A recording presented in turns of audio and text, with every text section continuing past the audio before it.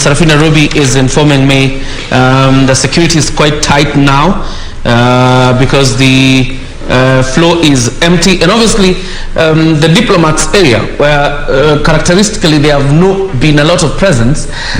There's a lot of presence now at the diplomats area, and probably with the arrangement of security tells you things continue to heat up. And that's the Bomas of Kenya. Wakili, obviously, as we talk about the outcome, which is yet to be revealed by the IEBC, and we expect that, you cannot ignore the role of kingmakers in this election. And, you know, people who've been able to deliver to the different presidential candidates, because we have some results from about 240 constituencies. Regional kingpins, who stood out for you? I think that's a heavy political question, though I can attempt to answer it. In terms of central Kenya, we see now that the deputy president, Gachagua, came out very strongly as a mobilizer for central Kenya, and has actually managed to give Uhuru Kenyatta a run for his money at this rate. And if you talk about other regions like the Nyanza region, for example, you see that the likes of James Orengo, you know, Anyang' Nyong'o still stand out. But you come to the upper area of Kisii, you see that Fred Matiang'i from the Kisii region has come out strongly as the people's representative. These areas of Nakuru and all that, you see the new emerging kind of kingmakers like Susan Kehika.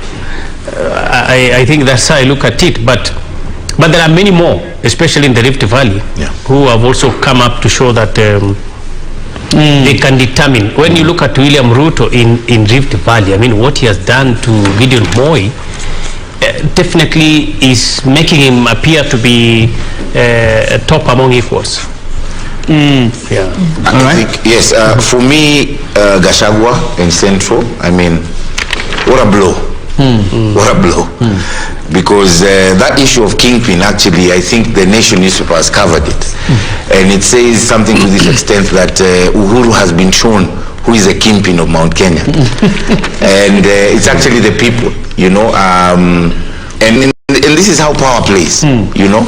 Never underestimate your opponent. I think that's a 48 laws of power. President Uhuru. No, he said even yesterday. But then, being an Azimio chairperson, you are in the contest because you've chosen that side. Okay. So I think Gachagua there, he really flipped the coin, and 90% of Mount Kenya voted for Ruto. The other person who I want to give a cloud to is Musyoka.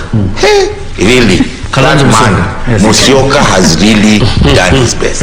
I mean, they underestimated him. Once again, never underestimate somebody, because when they chose Martha Karua, and no offense to Martha Karua, when you look at the votes, even in Martha Karua's own backyard, Ruto won. So, I think there was a miscalculation in Azimio. Sorry to tell them. There was a major miscalculation by thinking, by putting maybe, and no discrimination to women deserve those seats, but running with the woman seat and saying that because she's a woman, therefore she should be elected, and yet 3 months down the line she was opposing BBI, she was fighting Raila, she was fighting, I think that was a misconception. If they had chosen Musyoka, they would be in a better position. What do you mean in a better position? You're calling this election? No, I'm not saying that. Okay. The other person I want to point out and highly recommend is none other than Weta. Wetangula in Bungoma, indeed, he did his game. He is really a kingpin of the West. Even though Musalia Mudavadi, there's always been a challenge because Raila Odinga has a firm support in Vihiga and Kakamega counties. But Weta tilted it, because if Ruto did not get Bungoma, then he would have been in a lot of trouble. All right. And you will finish up on the regional kingpins after I am done with Kisumu. But of course, if you looked at the floor of Bomas, there was a security formation forming there. And that also was quite interesting. But in Kisumu is Wycliffe Okech.